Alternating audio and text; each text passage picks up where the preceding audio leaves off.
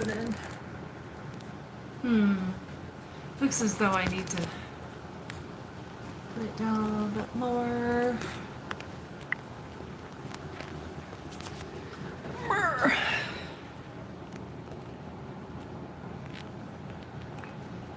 I don't know how to do this, really. Really, I don't. I'm a novice. So they say. So it is said. Okay. Welcome, everybody. I'm here. Thank God. That's good enough, right? We're here. This is chapter 1 of my book, The Moon Child. Okay. Just be kind, you know. This takes a certain level of vulnerability, which I'm good with. But, you know, and I'm okay with criticism, but people just need to stop being so mean. Okay. Here we go. Chapter 1, July 3rd, 1972. Oh my gosh, are they ever going to take the picture? Lisa thought to herself as the nurse stood in the doorway. Brand new muscles here, kinda hurts. A second nurse joined the first. Is that the one? The second nurse asked. Yes, Nurse 1 responded. Nurse 2 looked at Lisa and said, Is that baby smiling at us? Nurse 1 replied, You should have been there when she was born. She didn't make a sound, total silence. We thought she was dead, but her eyes were wide open. Weird, the second nurse replied. Finally, Nurse 1 raised the cumbersome camera to take the picture. Okay, I'm smiling. Take the picture. Cheeks hurting. Come on, lady, Lisa thought. I can't wait to start this journey.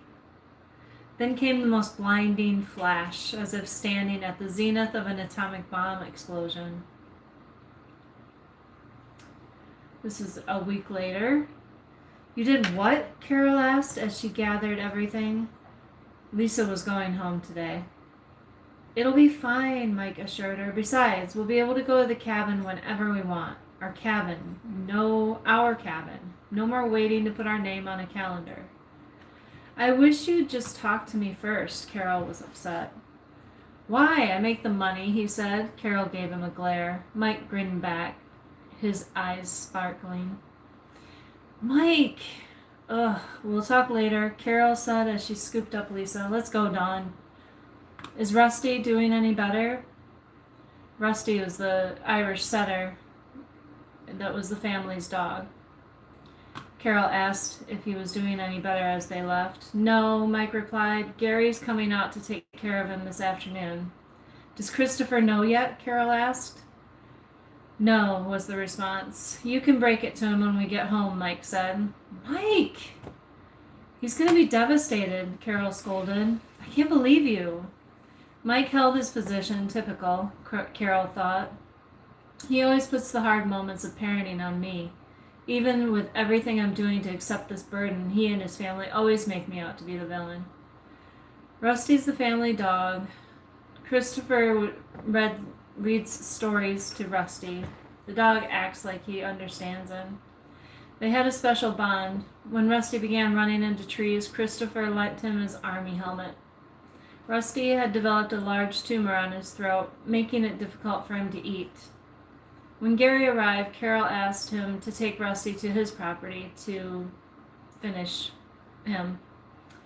Carol knew Christopher's heart would be broken as it was, let alone having to watch it happen. Christopher was just too young for that.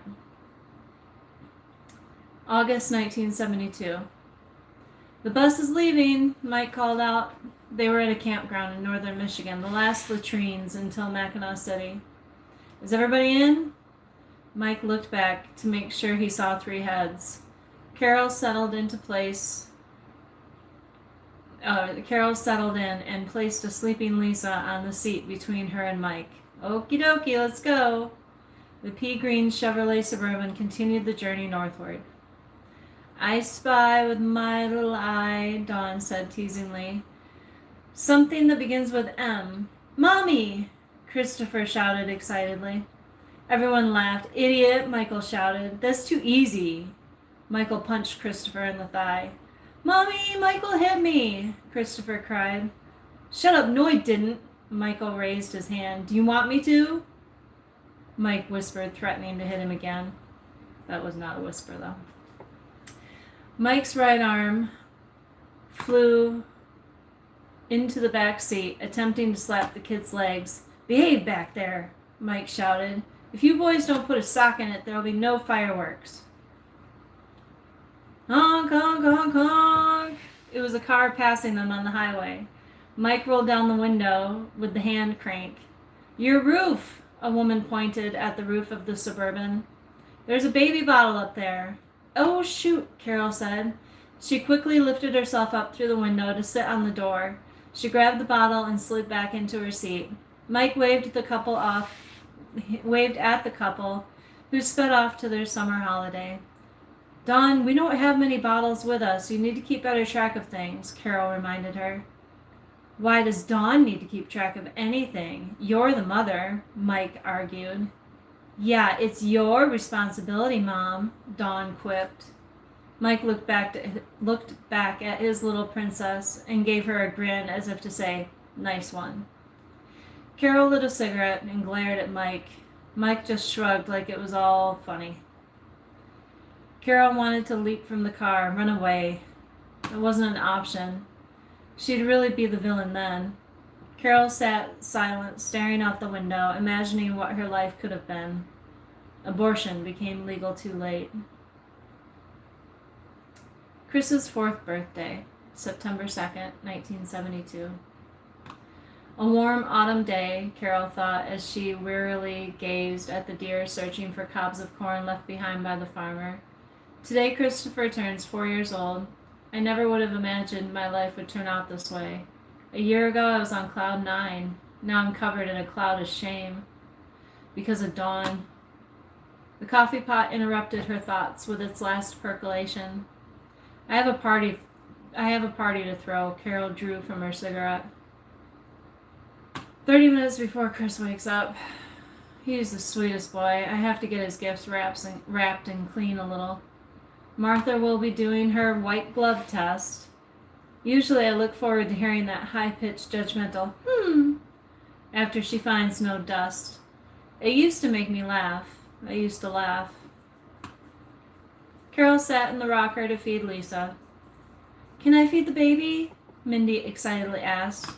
Not today, Carol replied. Mindy sat on the shag carpeting and returned to holding Dawn's baby doll, intently watching for Carol feed Lisa. Carol rocked Lisa until well after she fell asleep. Someone remarked that they couldn't tell which was the real baby, Lisa or Dawn's baby doll. Martha said, Carol, hold both of them like you had twins. It'll be fun. Martha caught everyone's attention to come into the living room. You have to see this, she said. Myron, bring your camera. Everyone obliged. It was remarkable. That is remarkable, Pam gasped. Myron, take the picture before she wakes up. Martha pushed Myron's elbow. Myron knelt down and snapped the picture. Okay, I'm going to take a little break and read some comments. Hi, Jinka and Linda. I'm just reading a bit of my book, which will have pictures of these things that I'm talking about having pictures. The next day, after Chris's 4th birthday party, at 8:30 a.m. the phone rang as it did every day. Carol picked up the receiver. Hello, Mom. Hello, dear. How was your morning? Jackie asked her daughter. They spoke for about an hour. Carol said goodbye as it was time for the baby's morning nap. Time to clean the floors, Carol thought to herself after she laid the baby down to sleep. Floors were filthy from the party. Of course she swept directly after, but they needed a good scrubbing. When she finished the floors, she checked on Lisa, peeking through the door, noticing something on the floor with the baby. That was not there when she laid the baby down. Her worst fear was always that one of her children was suffocating on a blanket while sleeping, so she never placed anything around them when they slept. Carol hurried in to see what the object was. Where the hell did this come from? It was a white baby blanket, folded in half, placed on Lisa's legs. Carol reached to remove the blanket. As soon as she did, the baby shrieked and began crying. Carol replaced the blanket. The baby immediately fell back to sleep. Carol couldn't understand where this came from. She tried grabbing the blanket and running from the room. Lisa began crying again. She never cries, Carol thought. What is happening? As she replaced the blanket, Lisa slept again. Someone must have come in and put this here. But who? How? We're in the middle of nowhere. Carol hurriedly checked all the doors and windows. They were all closed and locked. She lit a cigarette, her hands shaking. Who, when, and how was someone in this house? Carol racked her brain trying to understand where this blanket came from. She went back to look in on Lisa. As Carol entered the room, she saw the blanket lift up and cover the baby's lower half. Carol immediately snatched the blanket and went to throw it in the trash. I don't care how long she cries. That thing is evil, she thought to herself. This time, though, the baby screamed bloody murder. When Carol entered the room, blanket in one hand, cigarette in the other, Lisa continued screaming. She placed the blanket on the child's feet. Abruptly, Lisa stopped crying and went back to sleep. Carol backed out of the room. What is happening here? She returned to the kitchen. I'll get that thing away from her eventually. Oh no, we're having a habooby. It's habooby time. That was a habooby warning. Haboob. Dust storm. Okay. Is everybody enjoying this? I hope. Diet Mountain Dew. I love it.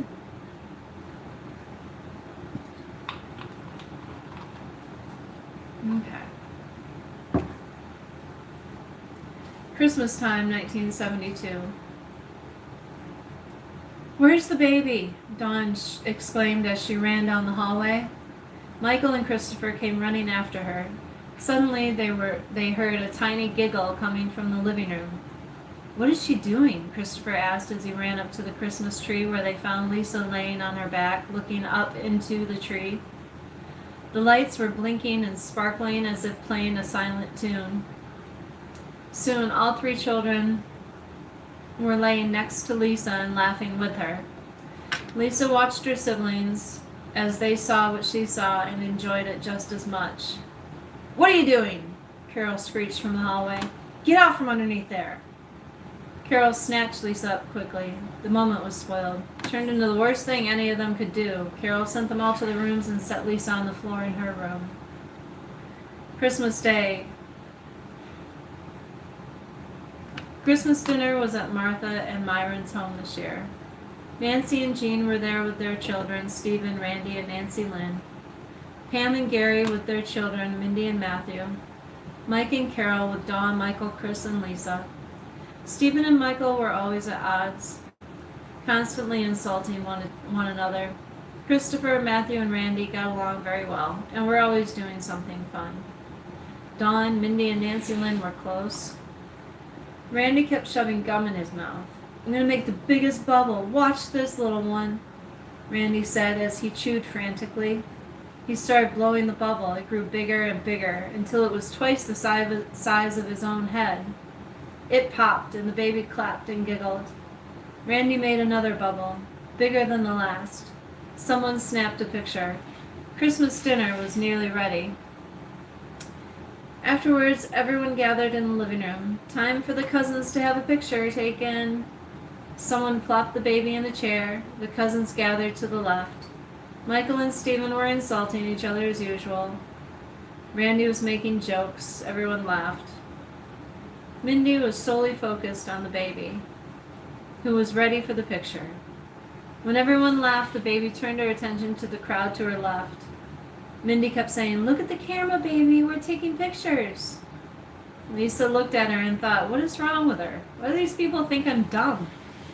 Lisa had been looking at the camera.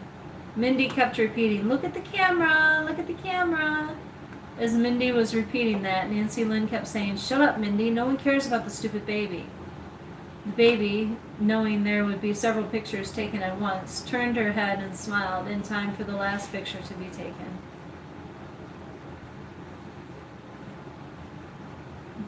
A snowy day early in 1973.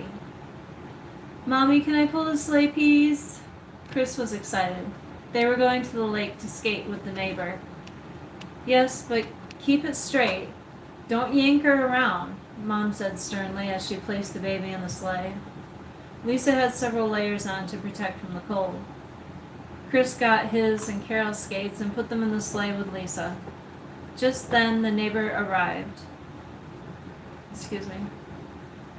Chris put the strap for the sleigh over his head and began to pull Lisa with the strap around his waist.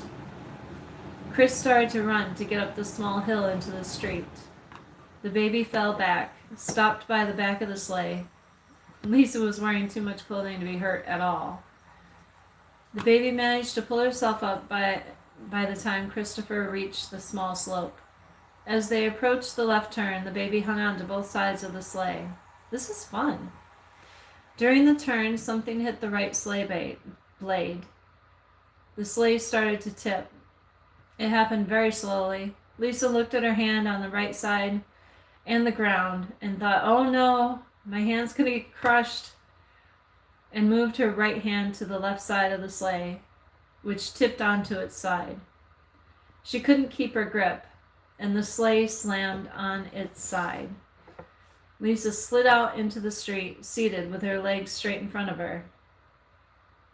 How did the baby do that so fast? The neighbor exclaimed. The baby spun a couple of times and fell back, noticing how beautiful the snow-covered trees were as she lay face up in the street like a starfish. Sparkly almost. Carol picked Lisa up and replaced her in the sleigh. You have to be careful, Christopher, Carol scolded. Sorry, Mom. Chris apologized and began skipping ahead to the lake. No, seriously, Carol, what was that? Mary asked. This one's been a strange one from the start, Carol replied. I told you about her birth, didn't I? Yeah, but sometimes babies don't cry. Mary was searching for a rational answer still. She still doesn't cry for anything, though. Not to say she's hungry, wet, hurt. The other day I accidentally stuck a diaper pin straight through her skin on her hip. She barely fussed. I didn't notice it until I changed her diaper hours later. I bet she screamed when you took it out, Mary chuckled. Not a peep, Carol replied. Did I tell you a couple months ago a blanket showed up in her crib? Carol knew full well there was no crib, but she would be mortified if anyone found out. She was always the perfect mother in other people's eyes. What do you mean showed up? Mary asked. I mean, I was home alone. Christopher was at Mom's. The house was locked up tight. I went to check on her, and this blanket was next to her. Now she cries if that thing is not with her. You have to get rid of it, Mary said. Trust me, I've tried. Lisa is connected to it somehow. She can be sound asleep and know that I've taken it. The woman looked back at Lisa. They both continued walking, thinking of how odd this all was. I'm still trying to figure out how she grabbed the other side of the sled so quickly when it fell.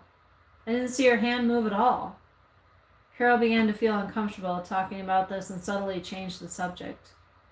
When they arrived at the lake, everyone grabbed their skates and put them on. Christopher bolted off. He was such a natural. I don't remember him ever falling, Carol said. It's like he was born with skates on.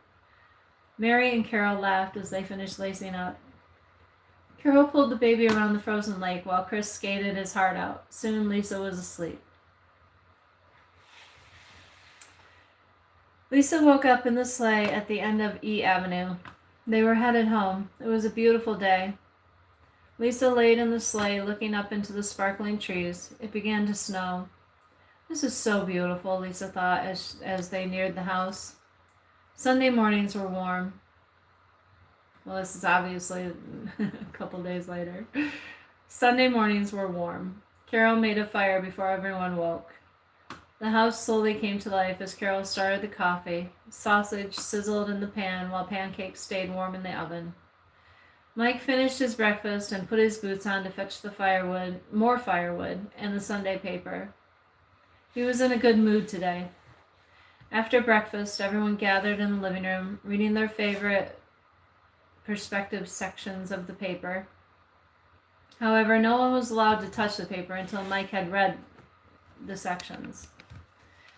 Lisa crawled up to Mike, who was on his stomach in front of the fireplace reading. Carol told Mike to pay attention to the baby for a moment.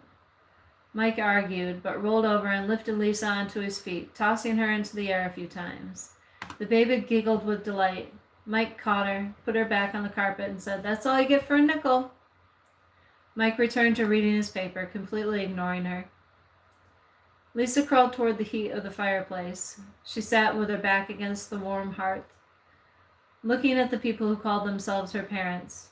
This is wrong, she thought to herself. Lisa crawled to Carol and hugged her shin. Carol swooped the baby up and placed Lisa in her bedroom, closing the door. Barewood floors, white walls. Lisa crawled to Buddy, held the blanket to her face, and took in a strong inhale. Solace and comfort were what the blanket brought Lisa. How does it smell so good, she thought. She instantly felt at ease. The floor was bare in spots from Lisa drooling as she slept. She picked some varnish away from a drool spot. She looked out the window. Snowy, beautiful, sparkly, and white. Hello again, Linda. Springtime 1973. Lisa woke up, drool on her face and the floor. The house was very quiet. She looked out the window. The trees were still bare, but had green starting on them. Am I alone, she thought? Excuse me. Belchity, belchity, belch. Am I alone, she thought? Lisa crawled to the open floor. Looking around, she saw no one. The open door. Then she heard dishes clanking in the kitchen. Yay! Lisa thought, someone is home. She crawled down the shag carpeted hallway. My knees hurt, she thought, as she sat near the closet taking a break. The baby made her way onto the linoleum floor. She took a break again. She could see Carol standing at the sink doing dishes. Lisa continued crawling to Carol and pulled herself up to hug Carol's calf. Lisa gave a good squeeze. Carol flung her leg out, slamming Lisa into the cupboard door. The baby sat shocked, looking at Carol. Carol looked down at her with disdain. The baby crawled back to her room to the comfort of Buddy. The blanket brought her more comfort than anyone in this house. Buddy was never upset by a hug.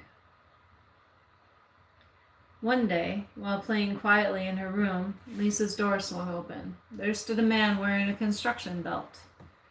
"There's a baby in here," he said as he moved from the doorway. Carol came to get Lisa and placed her in the living room. "Stay in here.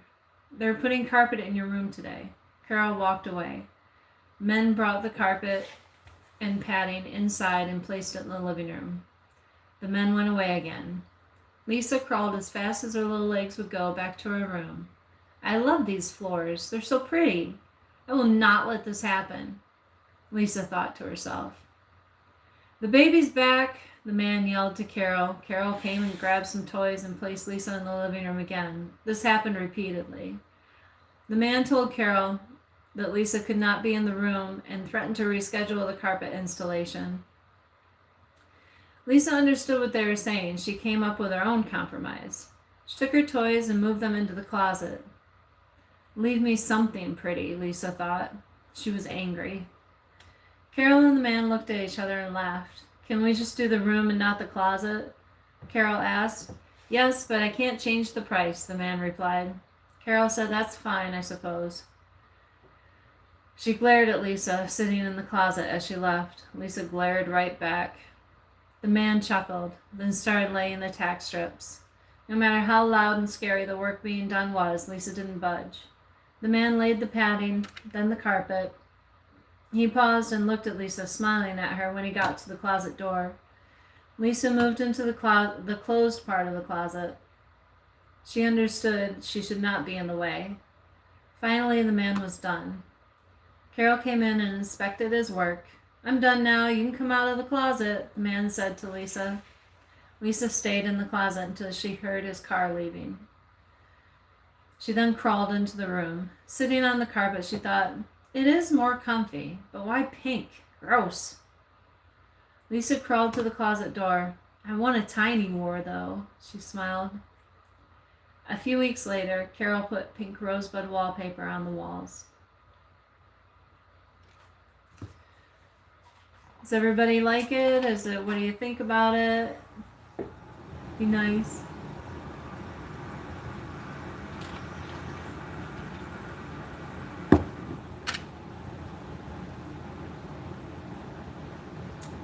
"1973, May. The back door slammed shut. Lisa woke on the carpeted floor. The house was silent. Lisa laid her back on her back, playing with Buddy and watching the leaves on the trees flicker to and fro. I think I just watered my keyboard. The house is still silent. Where is everyone? She thought. She crawled into the living room and sat listening for signs of life. The front door was closed. Nobody in the living room or dining room.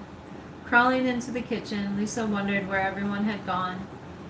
Maybe they're downstairs. She continued to the stairs. She let out loud, "Ah!" No one responded from the basement. Maybe they didn't hear me. I'm hungry, Lisa thought. Usually she was carried down the stairs, but since no one was around, she decided to try going downstairs on her own. She put her right hand out to get down to the first step. She fell onto the step. Lisa got up and faced the top stair and began backing down the stairs. At the bottom, she could not find anyone.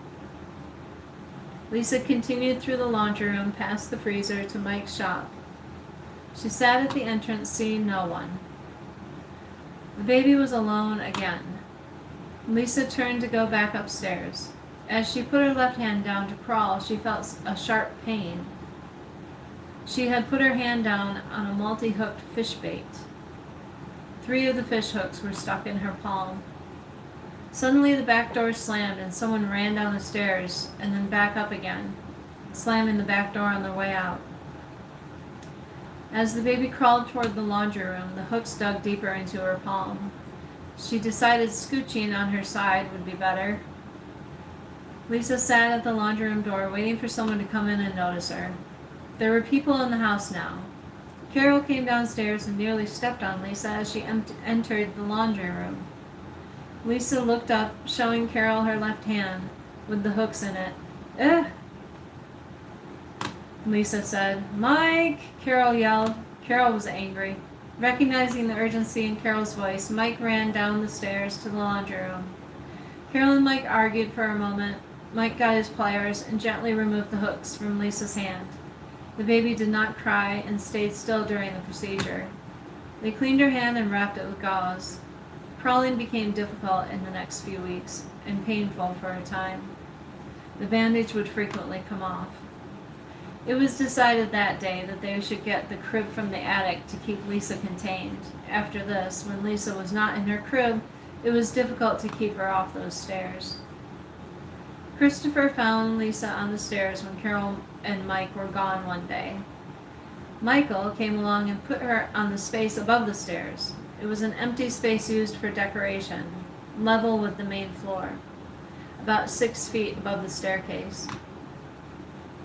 Lisa sat there laughing and giggling at her funny brothers. Dawn nearly had a heart attack when she came around the corner to see the baby sitting up there. "Get her down from there now," Dawn exclaimed. "Hurry, before Mom and Dad get home." The boys obliged. "Oh, that is simply adorable on her." It was Lisa's first birthday. Pamela said that. Aunt Pam. "I found it at Gilmore's. They have the cutest baby clothes," Martha replied. Mindy was sitting on the floor next to Lisa. She reached out and touched the buttons on Lisa's pink dress. Little pearls, Mindy whispered to herself. Lisa looked up and smiled at Martha. Mindy said, "Look, she likes it." And she did. It was pretty and very comfortable. Grandma Martha swooped Lisa up and said, "Let's go mingle." Lisa started out the day in a yellow dress, but as soon as Carol opened that gift, Martha insisted the baby be changed into the dress she had bought. "I just have to see how it looks on her. Please, Carol," she pled. Her insistence to have Lisa changed into a new outfit was more about Martha's need to brag about where she bought the clothing, and this need would be satisfied repeatedly during the birthday party. Lisa turns 1 year old today. The house is teeming with relatives. "Wasn't she wearing a yellow dress?" everyone asked Martha as she walked with the baby in her arms through the party, giving her the perfect opportunity to talk about where she bought the dress, but more importantly, she could tell everyone how close she was with the Gilmore family. She had been in the past, but not anymore.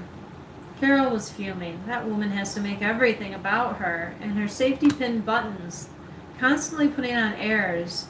If she knew how her sweet baby boy actually was, that might knock her down a peg or two. "Oh, Martha," Carol called out as she approached Lisa Redo. "Oh, Martha," Carol called out as she approached Lisa and Martha in the kitchen. The men were gathered there with their cocktails. Grandma Rice was deep in conversation. "Aunt Beverly wants to see the baby," Carol said as she spirited Lisa away. Back in the living room were gathered the women and children, surrounded by the matriarchs of her mother's family. Great-Grandma Young, Great-Grandmare Slover, Aunt Marie, Aunt Sid, Aunt Beverly. Great-Grandmare Grandmère Slover, was from France. She spoke English with a very heavy French accent. She and Jackie would converse in French. Jackie was just a baby when the family made the voyage from France to Ellis Island. All the women took turns holding and playing with Lisa. The baby enjoyed the attention. The women remarked about how Lisa interacted with everyone, making them laugh as she made faces back to them. "Time to eat, everyone." Carol had made a buffet-style meal, as there were too many people for a sit-down meal. The birthday girl was sat in her high chair in the living room, waiting to be fed. Lisa looked up to see Martha waddling toward her. Something about this woman made Lisa very uncomfortable. She shrank back as far as she could into the corner of the wooden high chair as Martha approached. "Hi, baby, do you want some olives?"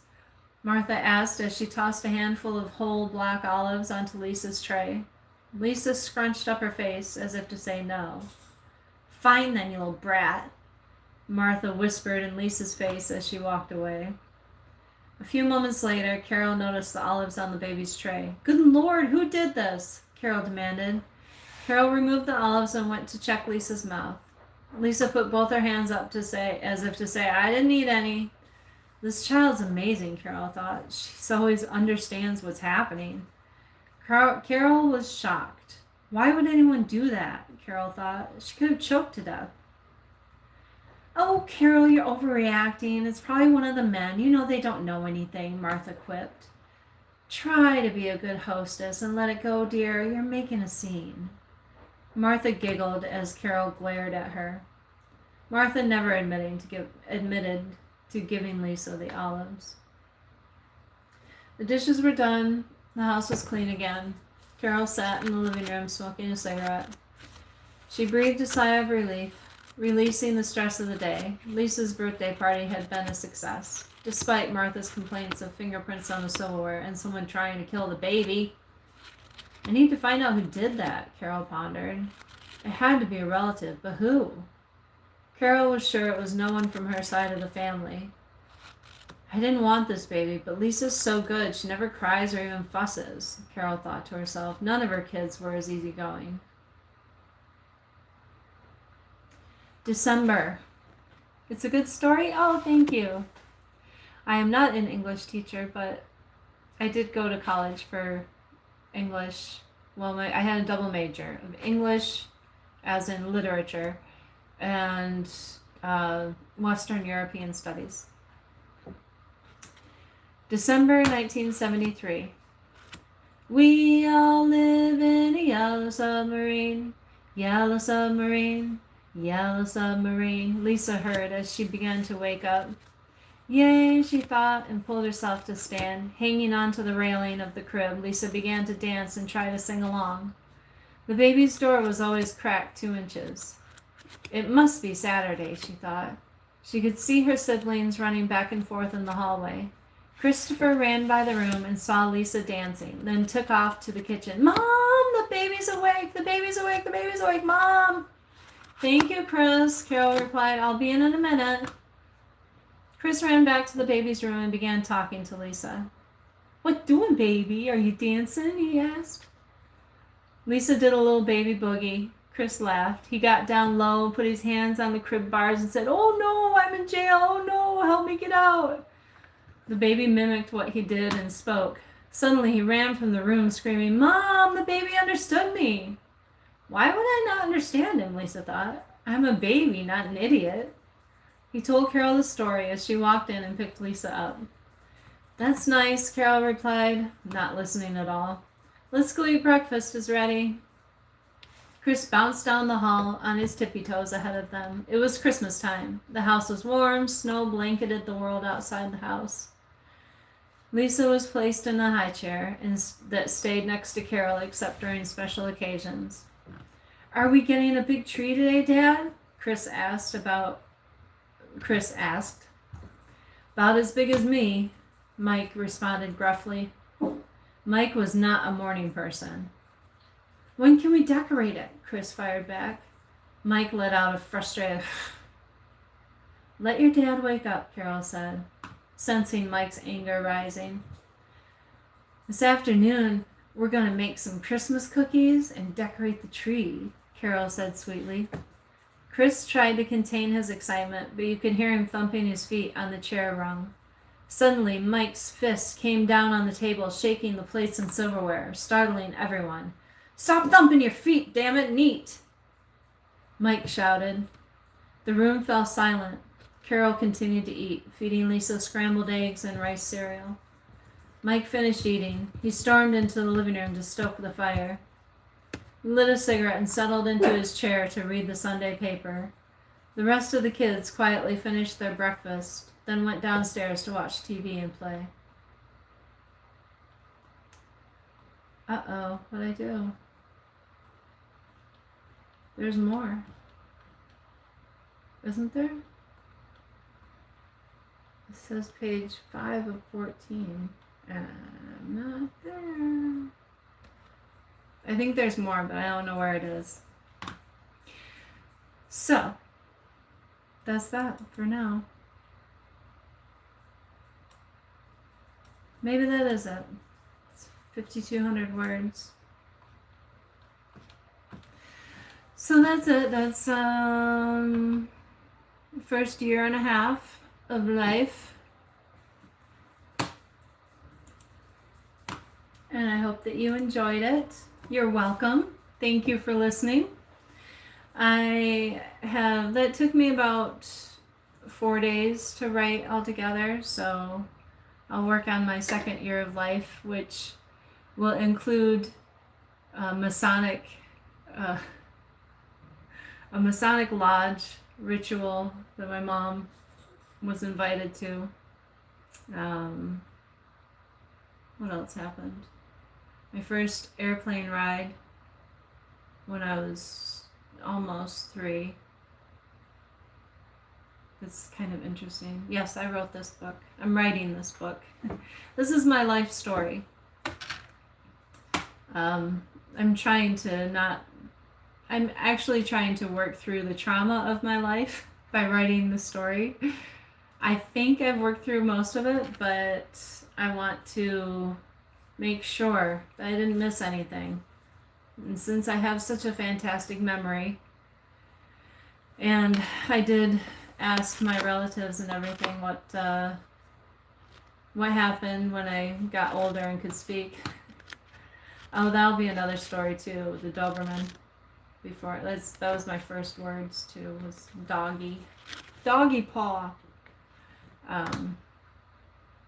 But yeah, it's called The Moonchild.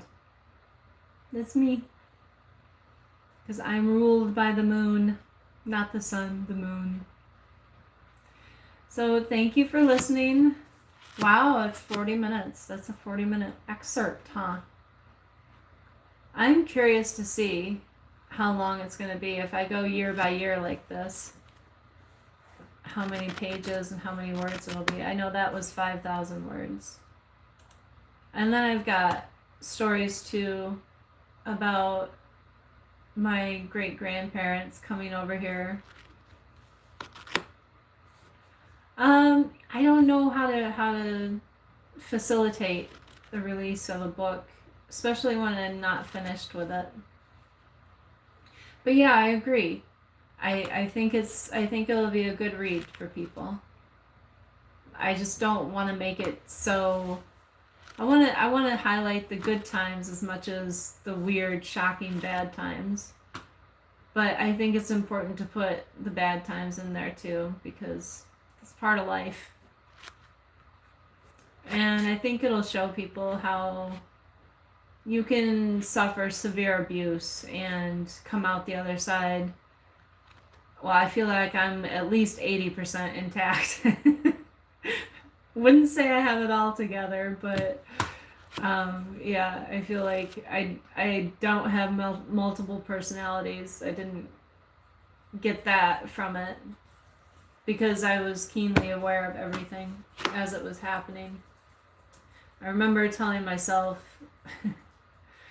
thinking after something really abusive would happen when I was a baby before I could talk, I remember thinking, well, can't do anything about it now, so I'm just gonna have to wait and see how this affects me when I get older. And I would just try and move on, because you have to live, you have to survive day to day. So, thank you, David. Thank you, everyone, for listening. I hope you have a fantastic night and you have the sweetest dreams ever. Have a great day, evening, wherever you are. And hopefully I'll be able to shut this off. Hold on, let me see. Did I do it? I am doing it. Yay! I did it. I did it.